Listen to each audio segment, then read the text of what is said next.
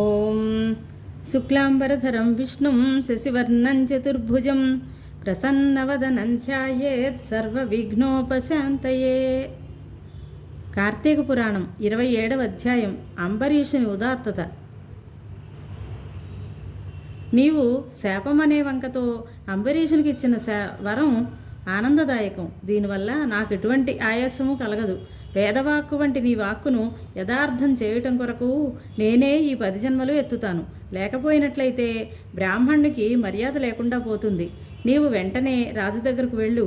తన నిమిత్తం నీకింత ప్రాణాంతక కష్టం వచ్చిందని, అందువల్ల తాను బ్రాహ్మణుడును అయ్యానని ఎంతో విచారిస్తున్నాడు. నీవు వెంటనే అంబరీషుని దగ్గరకు వెళ్ళినట్లయితే అతనికి మేలు జరుగుతుందన్నాడు.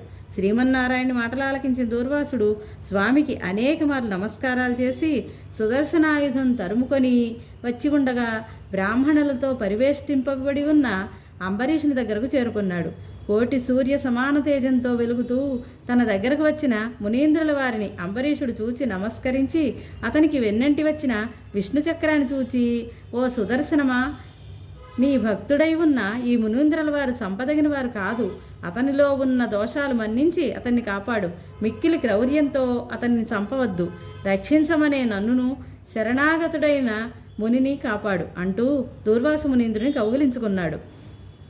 తర్వాత అంబరీషుడు దూర్వాస మునీంద్రుణ్ణి తన మరుగుకు పంపి తాను ధనుర్ధారి అయి అరిదిగులు విడిచిపెట్టి ఆ సుదర్శనాయుధానికి ఎదురుగా నిలబడ్డాడు. ఆ విధంగా అంబరీషుడు చక్రాయుధానికి ఎదురు నిలిచి ఆ ఆయుధాన్ని చూచి తన మనోగత భావాన్ని వివరింపసాగాడు.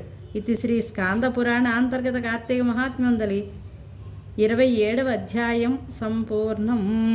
స్వస్తి.